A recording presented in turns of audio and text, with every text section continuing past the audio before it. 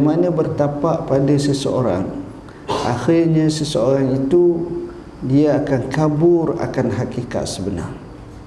Lalu saya contoh, dalam isu seperti ini kadang-kadang kita mengambil pendekatan berdakwah, dan pendekatan berdakwah yang kita nak gunakan itu bukanlah berdakwah seperti mana kita kata dakwah biasa. Maksud saya, dakwah ni kadang-kadang kita boleh kemukakan dalam bentuk secara tidak langsung. Dan sebenarnya dakwah secara tidak langsung kesannya lebih high impact. Sebab manusia kadang-kadang mereka telah bersiap siaga untuk bertembung, tetapi bila datang dalam uslub yang lain, mereka akan merasa kaku dan mereka kalah dan mereka boleh terima. Sebagai contoh, seorang ulama besar di Syam, Syria zaman dulu, iaitu Allamatul Muhaddis Al-Syekh Badruddin Al-Hasani, meninggal dunia sekitar tahun 1940-an. Lama dah ceritanya. Beliau ini pernah mendapat sejumlah anugerah wang daripada kerajaan Osmaniyah Turki dengan Syria sepadang, dia dekat sangat. Bila dia dapat duit tersebut, dia panggil murid-muridnya, lalu diminta supaya letakkan sejumlah duit dalam uncang-uncang. Sudah letak semua, maka Syekh ni kata, kau pergilah di kota Damsyik ini, tempat-tempat atau sarang-sarang pelacur. Maka anak muridnya pun pergi. Ramai tuan-tuan, ramai, kerana apa-apa macam-macam lah. Dan setiap kali kamu ketuk pintu rumah mereka, tempat mereka, kamu sampaikan salam. Dan bila dia sampai kepada kamu, kamu cakap dengannya, Syekh Badruddin Al-Hasani menyampaikan salam kepada anda. Kemudian kamu cakap dengan mereka, inilah hadiah daripada Syekh Badruddin Al-Hasani kepada kamu. Kemudian kamu cakap yang ketiga, kamu katakan, Syekh minta hajat kepada kamu dengan satu hajat. Lantas dia bertanya, apa itu hajat? Maka cakaplah, Syekh minta supaya kamu berdoa kepada Syekh supaya ia menjadi orang yang saleh, mati dalam keadaan husnul khatimah. Itu je lebih kurang. Apa yang menakjubkan, bila mana setiap kali pergi itu memang ikut skrip sungguh. Apa yang berlaku tu seolah-olah andaian Syekh itu tepat. Dan bila mari poin yang terakhir, Syekh minta hajat, dia terus bertanya apa dia. Sebut saja Syekh minta supaya dia berdoa kepada Syekh. Bila dengar macam itu, masing-masing tepuk dahi masing-masing. Aku orang seteruk ini, sejahat ini, sekotor ini, sedosa ini. Dia tak lagi pertahankan diri, tapi dia muhasabah diri. Syekh orang yang hebat, orang yang suci, orang yang rapat dengan Tuhan, minta aku doa kat dia. Akhirnya semuanya bertaubat kepada Allah, kembali menjadi wanita yang salihah, taibatun abidatun salihatun. Allah boleh tukar. Allah boleh tukar. Sebab uslub yang dia datangkan itu uslub yang luar biasa. Dan macam inilah yang paling banyak kalau kita baca dan kita tengok dalam kaedah, termasuk dalam kaedah parenting. Dalam kaedah parenting, banyak orang duk fikir pelaksanaan pukul pada anak merupakan jalan terbaik untuk penyelesaian dan mengajar anak. Benar. Tetapi bentuk macam mana pukul? Tetapi bila masanya? Tetapi apakah kekerapan selalu? ataupun sebagainya. Semuanya tafsir yang cukup panjang. Dan kita tengok murabbi agung ummah Rasulullah sallallahu alaihi wasallam, walaupun dia sebut dengan tegas, tapi berapa kali dia pukul anak dia, berapa kali dia pukul cucu dia, bagaimana keakraban hubungan, dan bagaimana dia handle akhirnya anak cucunya menjadi sebuah keluarga misali unggul yang patut kita contohinya. Nabi sendiri sebut khairukum khairukum li ahli wa ana khairukum li ahli. Sebaik di kalangan kamu adalah orang yang paling baik dengan keluarga dia. Ini paling payah kita nak praktis, sebut senang je. Dan orang yang paling baik di kalangan keluarga untuk pengetahuan kamu adalah aku. Aku di sini yakni Rasulullah sallallahu alaihi wasallam. Tengok tuan-tuan. Bila kita baca dalam lembaran sejarah Nabi, kita tengok kehebatan yang amat luar biasa. Bagaimana Nabi mengisi time management berhubung dengan kemasaan, dan bagaimana Nabi mempraktiskan quality times untuk keluarganya. Akhirnya walaupun sejuzuk daripada masa yang terluang kepada Nabi SAW bersama keluarga, tetapi penghargaan dan rasaan keluarga kebersamaan Nabi itu amat jelas berlaku. Sifat seperti inilah amat sukar jika sekiranya kita tidak menekuni sejarah betul dan cara apa yang telah Rasulullah SAW lakukannya. Tuan-tuan dan puan-puan yang dirahmati Allah, hadis yang kita bacakan tadi, man lam yahtamma bi amril muslimin falaysa minhum. Siapa yang tidak mengambil kecanaan dan keprihatinan kepada saudara-saudara dia yang Islam, dia bukan daripada kalangan mereka. Maknanya tuan-tuan, kita kena ada sebuah perasaan. Saudara kita di Myanmar, saudara kita di Syria, saudara kita di Amerika, saudara kita di Afrika, saudara kita di Kashmir, saudara kita dalam negara, saudara kita luar negara, tak kala melafazkan asyhadu an la ilaha illallah wa asyhadu anna muhammadar rasulullah, dia adalah saudara kita. Itu hubungan ukhuwah Islamiyah ditaukan dengan akidah, dengan ad-din, dengan agama, perlu dipertahankan, perlu difahami oleh kita semua dengan sebaiknya. Jadinya apa yang berlaku zaman kemuncak dan kekuatan Islam, hubungan seperti ini dibina. Tapi akhir umat, kerapuhan hubungan ini amat nyata dan zahir. Akhirnya lahirlah masyarakat sifatnya nafsi-nafsi. Golongan al-malak, golongan yang kaya raya, golongan yang elitis, seolah-olah mereka adalah golongan yang khusus dan kudus yang berada di satu kedudukan, sehingga berlaku ketidakseimbangan hubungan, bahkan putus hubungan, seolah-olah dunia kamu, dunia kamu, dunia kami, dunia kami.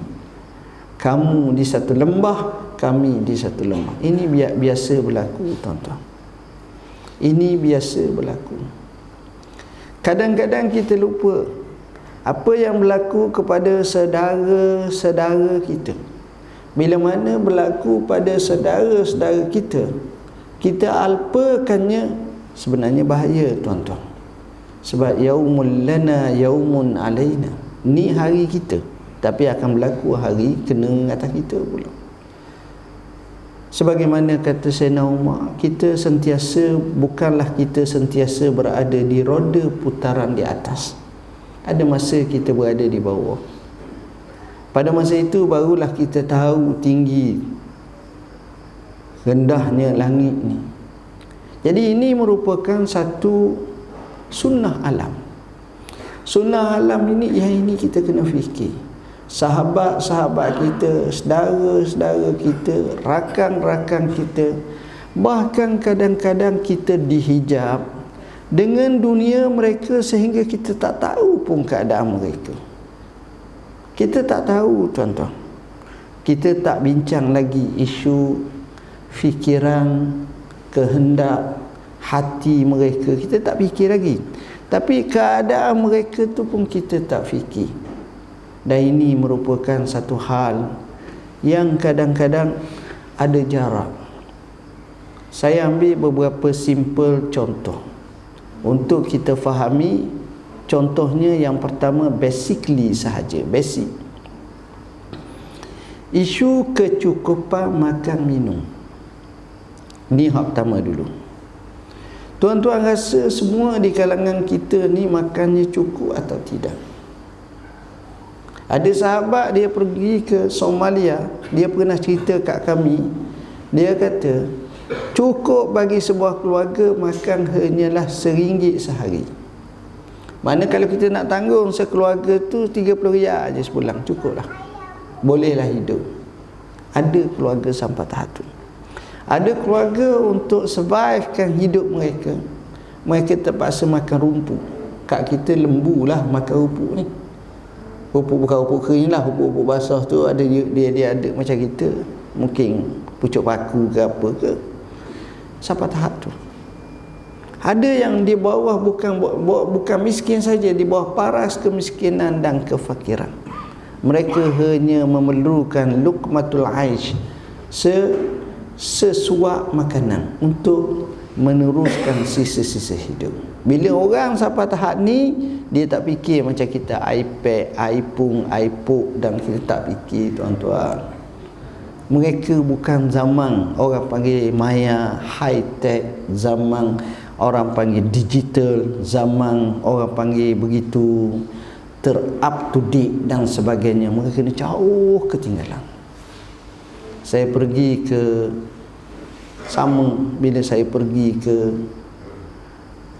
mukhayyam ataupun tempat tinggal pelarian yang terbesar di dunia, di mana di Jordan, ramai pelarian, penuh khemah, luar sempadan antara Jordan dengan Syria.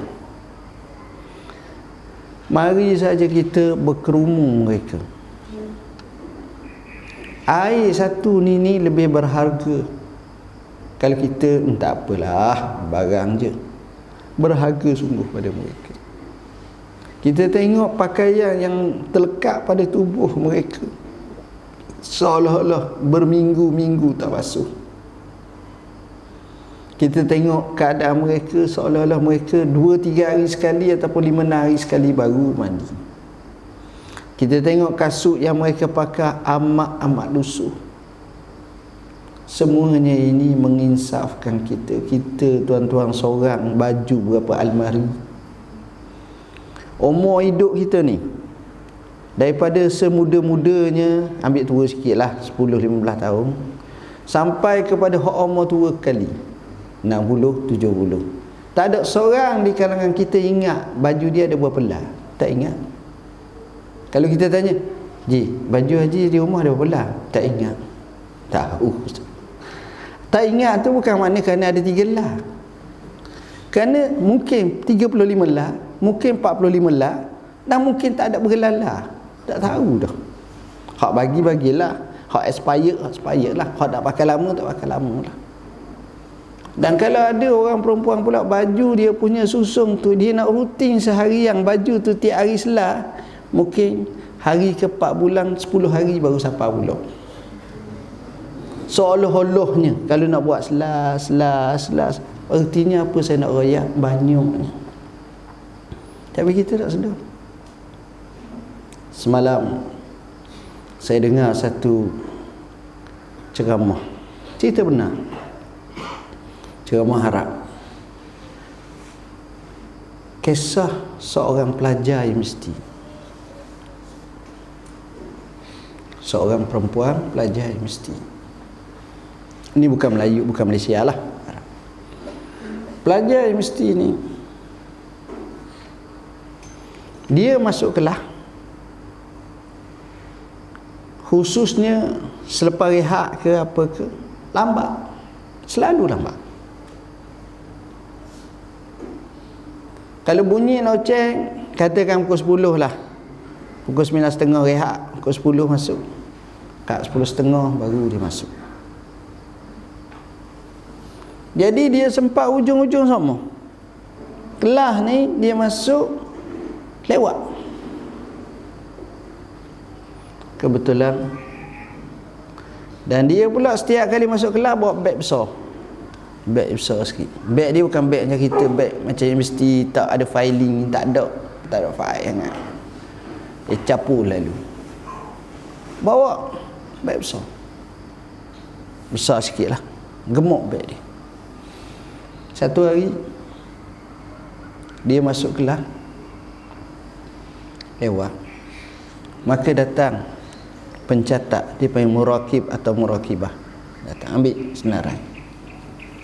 Akhir sekali dia baru masuk, catat kata kenapa lewat ni, banyak kali dah lewat. Tengok dia bawa beg besar. Kawan ni pun kata, apa ada dalam beg? Dia kata tak boleh. Kawan ni pun kata, apa ada dalam beg? Tak boleh. Akhirnya sekali, mari dia punya pegawai ataupun guru yang bertugas panggil dia, heret dia, bawa ke bilik, nak investigate apa benda kau buat. Pertama, kau masuk lewat sentiasa. Kedua, kau bawa beg pula begiang. Akhirnya dirampas, dibuka. Bila dibuka, didapati dalam beg dia bekasan, cebisan, roti-roti yang rak hak tak habis tu dia kupu. Mana orang-orang, anak-anak orang kaya makan, kalau roti kan, hak ada sarding tu habis, hak bawa sikit dah habis, dia buang itu je. Kawan ni pergi pungut. Jadi kerja dia nak pungut masa orang tengah makan, tak tergamu. Jadi dia pungut bila orang sudah masuk kelas. Masa itulah dia bersegera pungutnya, pungut. Mereka kata, apa benda ni kau buat ni? Apa benda kau buat? Dia menangis. Kemudian dia bagi tahu, abahku uzur, tak ada kerja dah. Adik-adikku ramai. Jadi roti-roti saki-baki yang dibuang ini aku ambil. Lalu roti-roti ini aku buat balik dan aku masak ataupun aku beri pada adik-adik aku makan sama-sama. Inilah yang menyebabkan kami boleh survive hidup kami setiap hari. Tuan-tuan, bagaimana keadaan? Menangislah mereka semua. Di celah-celah muka-muka yang bahagia dan seronok, di celah-celah keriangan mahasiswa-mahasiswi, tiba-tiba ada insan-insan yang bukan kaih pagi makan pagi, tapi yang ada yang kaih pagi dan petang makan hanya sekali je. Ketidakcukupan yang melampau. Kadang-kadang ini berlaku, tuan-tuan. Insaf kita tengok. Cerita-cerita macam ini bukan cerita yang kita kata berada dalam satu dunia lain, asing. Tak. Dunia kita, dekat dengan kita, menghampiri dengan kita. Statistik boleh buat, boleh tengok, tuan-tuan. Cuma kita tergamak bagaimana nak selesai masalah mereka. Macam mana satu mekanisme yang paling baik bagi penyelesaian masalah ni. Kenapa, tuan-tuan?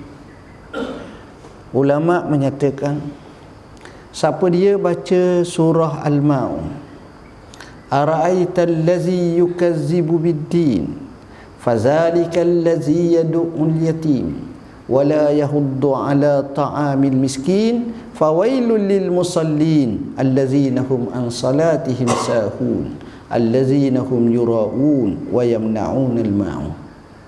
Siapa baca surah ni kemudian faham maknanya, kemudian dapat untuk mengamalinya apa yang diperintahkan dan meninggalkan apa yang dilarang, sebenarnya dia telah beramal dengan semua kehidupan dalam hidupnya.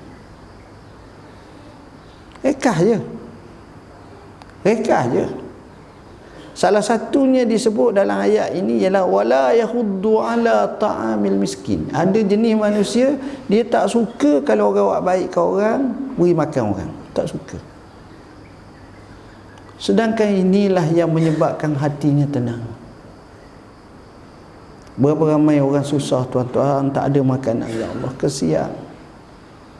Kesian yang amat melampau. Kita tengok muka pun kita faham. Kita tengok keadaan pun kita faham. Macam mana cara yang terbaik penyelesaian dalam konflik, dalam isu seperti ini. Inilah cabaran yang sepatutnya kita faham. Ini sebahagian. Kita tak tengok lagi orang yang jadi anak yatim piatu. Tuan-tuan pergi dekat dengan sekolah-sekolah anak-anak yatim, asrama anak yatim, sudah barang tentu tuan-tuan akan rasa terheba dan terasa, ya Allah, kesian mereka. Saya terbaca satu kisah benar. Seorang anak kecil, sekolah macam sekolah rendah lah, seorang anak kecil warga Turki. Anak kecil, kalau tuan-tuan mungkin teringat WhatsApp 2-3 tahun lepas ada gambar, saya dah ingat lah. Seorang anak kecil warga Turki. Anak kecil warga Turki ni, abah dia mati, mak dia mati ataupun tak, saya tak pastilah, tapi dia anak yatim lah, sekurang-kurangnya anak yatim. Dia duduk nung jauh, ibarat kalau Malaysia agak bukan Kuala Lumpur lah, duduk di Sik Kedah nung, ataupun duduk di Gerik Perak, ataupun duduk di Jeli Kelantan, atau mungkin di Kota Tinggi nung jauh. Dia duduk. Jadi setiap pelajar dapat surat. Surat ditujukan oleh oleh guru kepada ibu bapa kerana hari PIBG lah, macam kita lebih kurang macam tu lah, yang memerlukan ibu bapa datang ke sekolah. Bila dia dapat surat ni, dia termenung, sebab dia tak ada bapa. Sedangkan cikgu nak minta supaya bapa datang. Budak tuan-tuan, orang tua tak apalah macam kita ni. Kalau mak tak ada, bapa tak ada, boleh tahan dah. Mungkin kita pun ada anak dah, tua dah, ada cucu. Ni budak. Bila ini berlaku, dia mari satu idea. Dia tulis surat. Dia tulis surat kepada Erdogan. Masa tu Erdogan jawatannya sebagai Perdana Menteri, bukan Presiden lagi lah masa tu. Mana cerita ni sebelum pada tu lagi lah, sebelum 3-4 tahun lagi, 2-3 tahun. Kebetulan cikgu tu pergi ke Ankara ataupun Istanbul, lalu minta izin temu dengan Erdogan dalam satu majlis apa ke, serah surat tu. Erdogan pun ambil surat tu, tengok, dia baca. Bila baca dia senyum. Akhirnya dia kata, saya ni sibuk sangat, sampailah salam kepada anak tersebut. Cikgu minta maaf lah, saya sibuk. Yalah, Mr. Presiden, tahu-tahu sajalah Mr. Perdana Menteri, negara dia pula bukan kecil, peringkat besar antara negara besar dunia juga sekarang ni. Jadi berhenti setakat tu. Bila berlaku hari kejadian, Erdogan ni datang. Jadi cikgu guru besar tak tahu nak sambut, maknanya tak ada prepare apa-apalah. Kita kata pengarah pendidikan negeri, pengarah pendidikan daerah, ketua polis pun tak ada, ketua bala pun tak ada. Tiba-tiba bunyi kereta dengan siren polisnya masuk.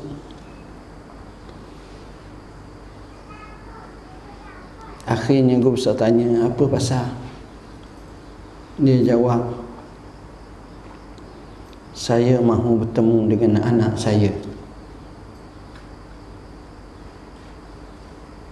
Tengok, sekeping gambar tu saja bila saya tengok, saya kata wallahi orang ni akan menang pilihan raya. Mudah ya tuan-tuan. Itu cerita sebelum dia jadi presiden lagi. Kita tengok sekeping gambar tu,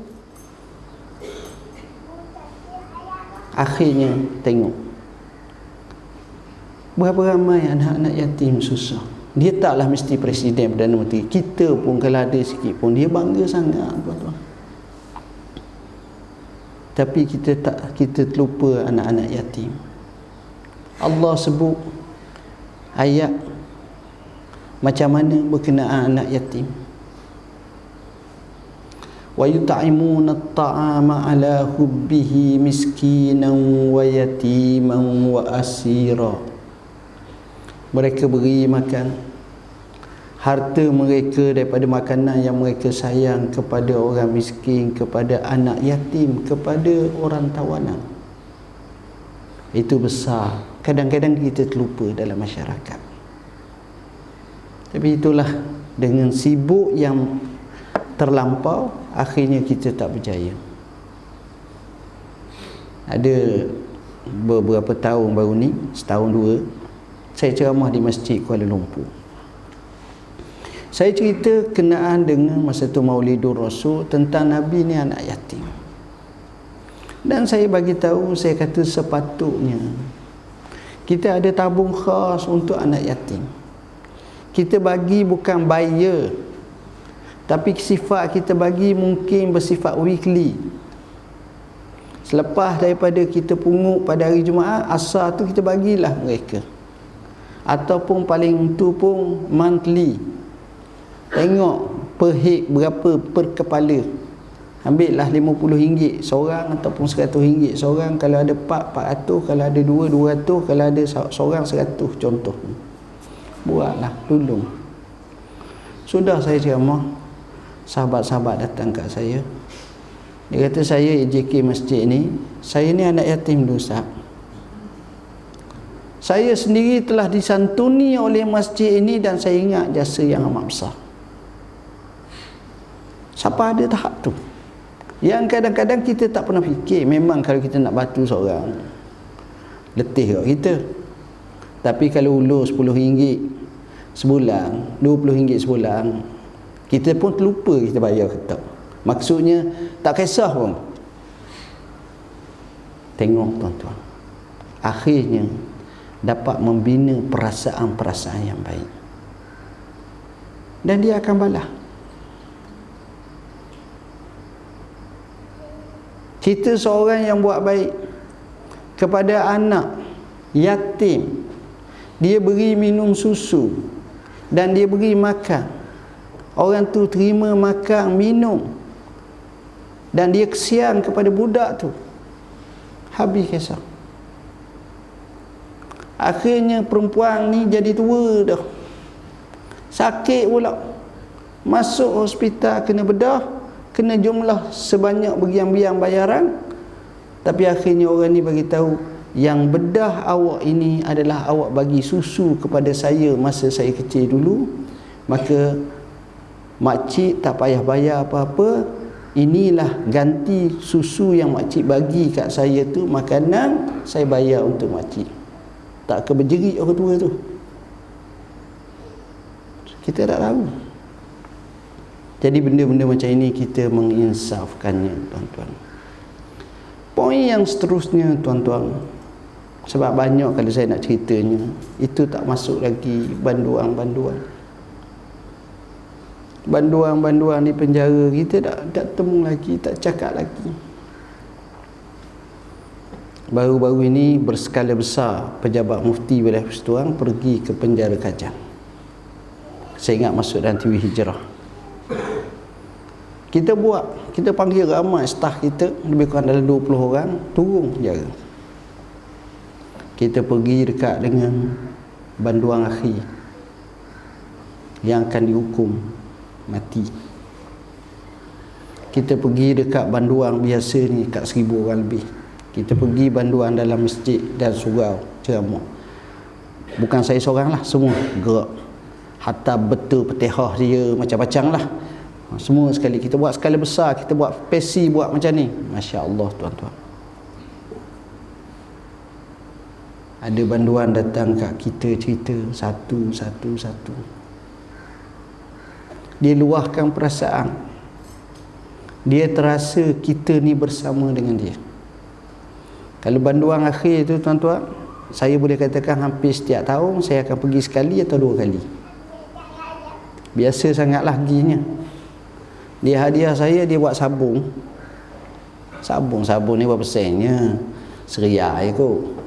Sabung panjang, sabung. Dia tulis Bismillahirrahmanirrahim. Sebelah belakang tu hadiah daripada banduan akhir Kajang.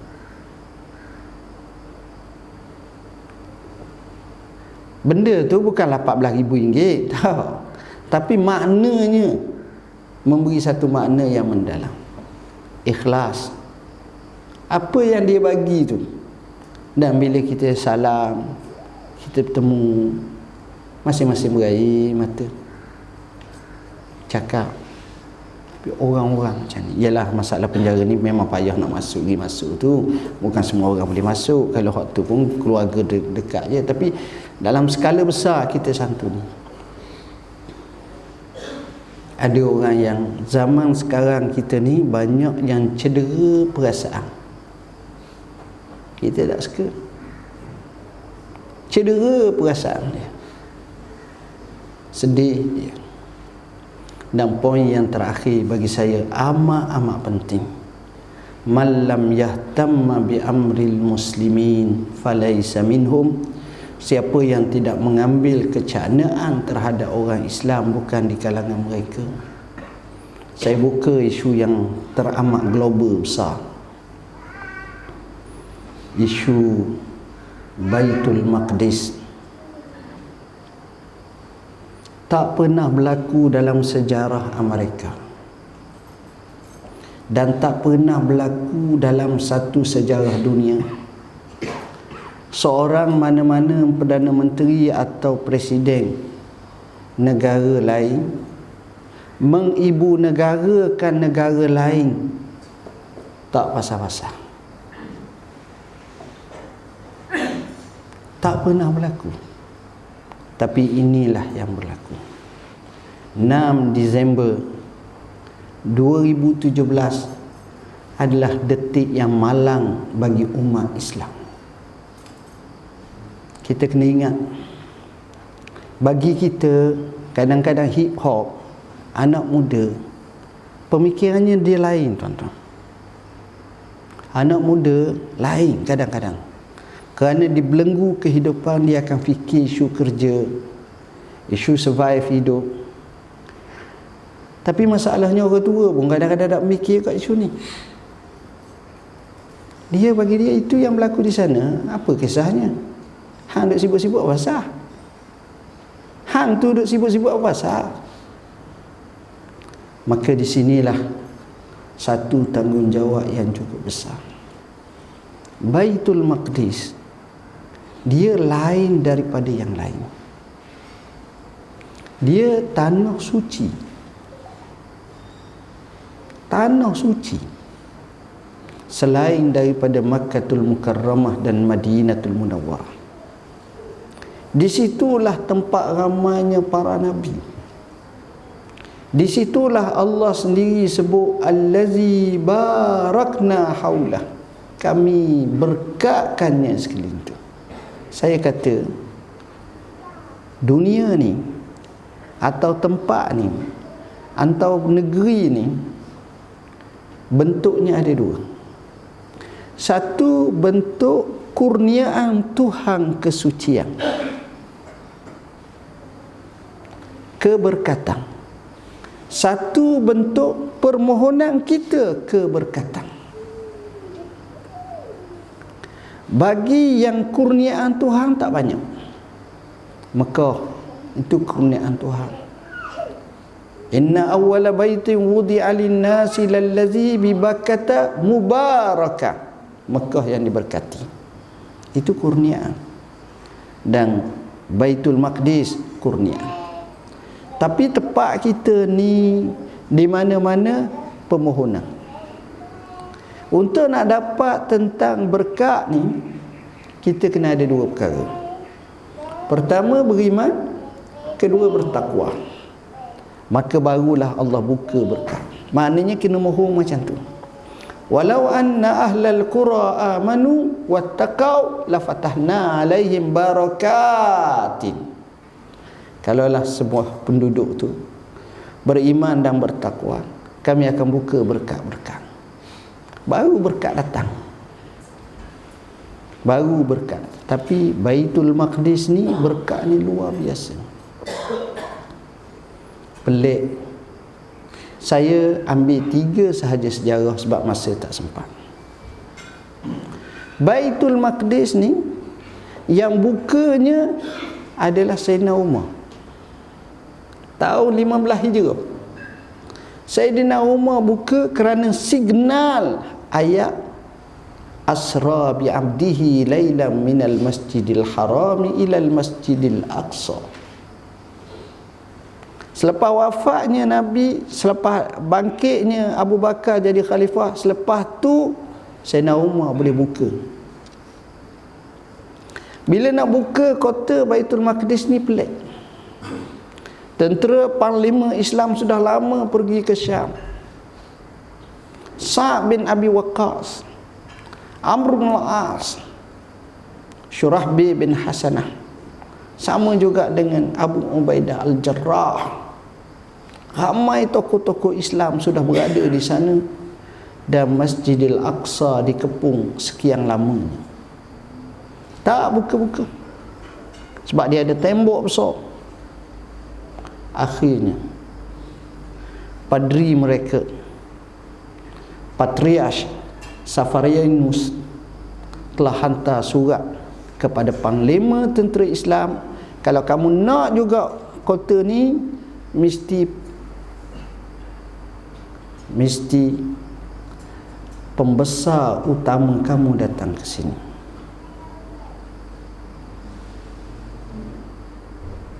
Pembesar utama kamu datang. Kalau tak silap namanya Umar ataupun 3 huruf ni. Kebetulan Amr bin al-As nama dia pun sama. Cuma ada waw je satu depan lepas tu. Tak. Dia kena 3 kot. Akhirnya sahabat-sahabat panglima kanan ni hantar surat kepada Sayyidina Umar. 1000 batu jauh.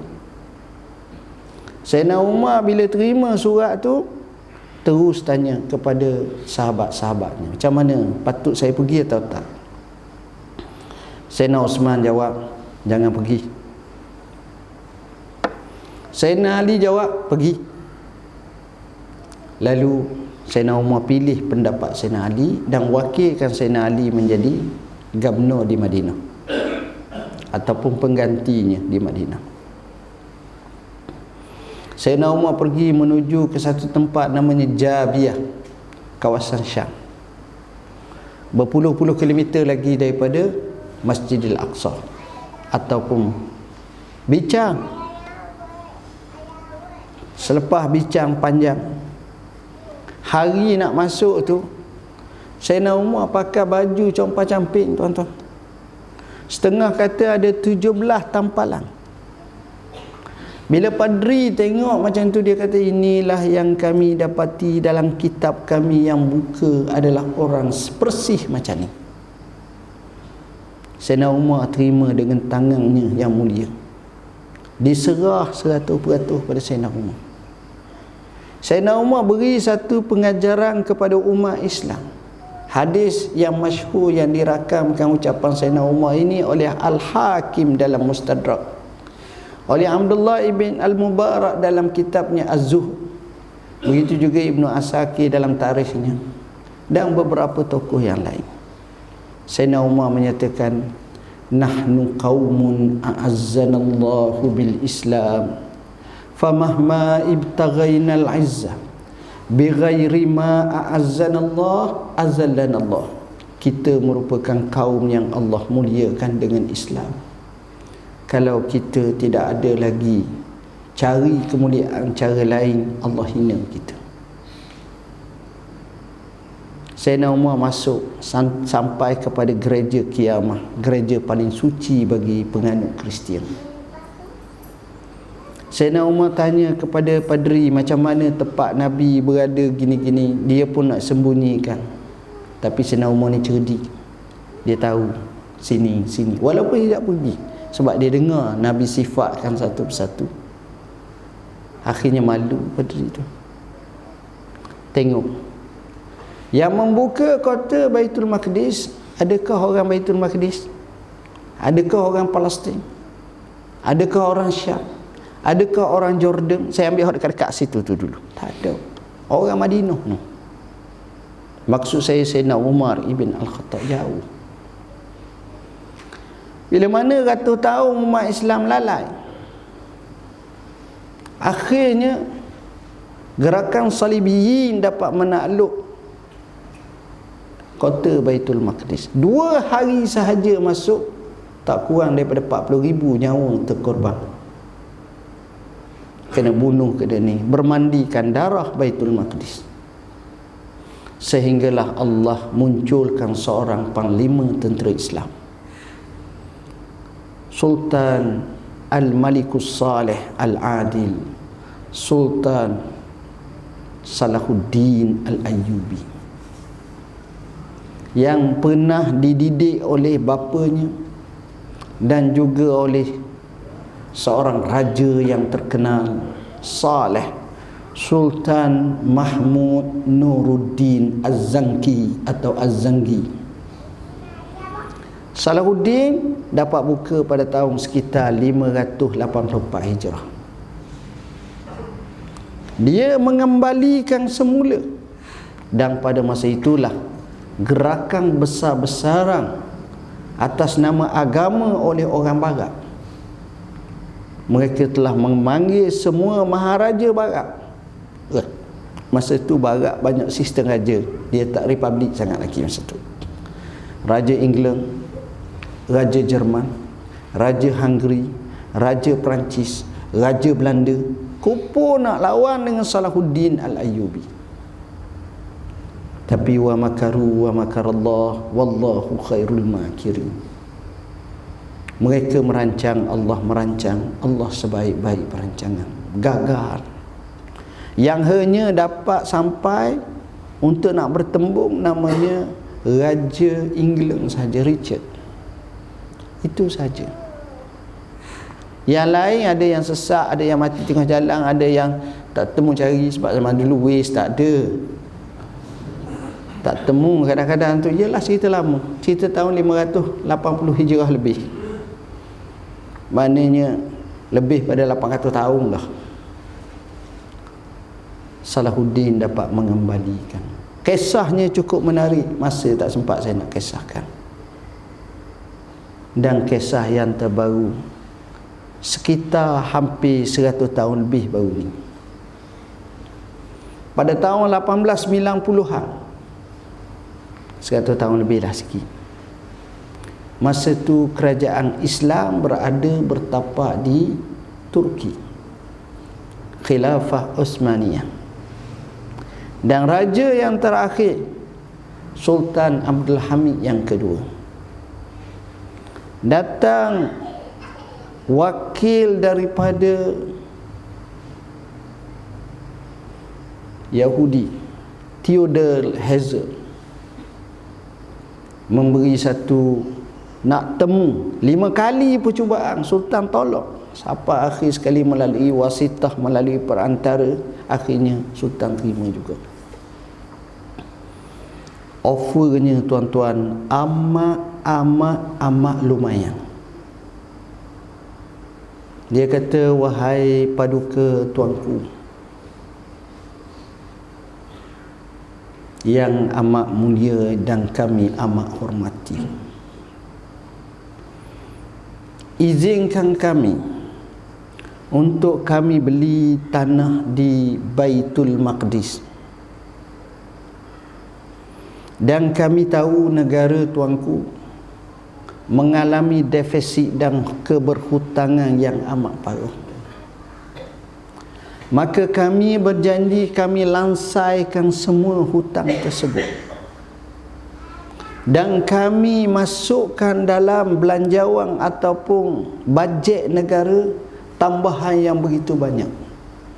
Bersyaratkan tuanku izin kami duduk dan kami beli di Baitul Maqdis. Apa jawab Sultan Abdul Hamid? Ini orang yang dipanggil masa tu orang sakit Eropah. Zaman mula kemunduran kejatuhan kerajaan Osmaniyah. Apa kata Sultan Abdul Hamid? Dia kata, saudara, sesungguhnya Masjidil Aqsa, Baitul Maqdis, kami perolehinya dengan tumpahan darah yang banyak dan juga kekuatan. Justru kita tak akan serahkan kecuali dengan tumpahan yang darah dan kekuatan. Bahasa mudah, kalau nak perang, itu bahasanya. Dan inilah yang kami terima daripada nenek moyang kami. Dan saya tidak akan mengotorkan sebuah tanda tangan untuk mengizinkan kamu sebagaimana yang telah dipertahankan oleh nenek moyang kami. Wallahi, kalau kamu dapat tangkap aku, lalu kamu potong aku sekatang-sekatang, sekateh-sekateh, sekerak demi sekerak, wallahi, aku tak akan jual tanah ini walaupun cuma sejengkal sahaja. Dia halau, tuan-tuan. Apa saya nak sebut? Saya contoh Salahuddin. Salahuddin bukan orang Palestin. Salahuddin bukan orang Baitul Maqdis. Salahuddin asalnya orang Tikri, Iraq, duduk di kota Damsyik. Artinya dia bukan orang situ.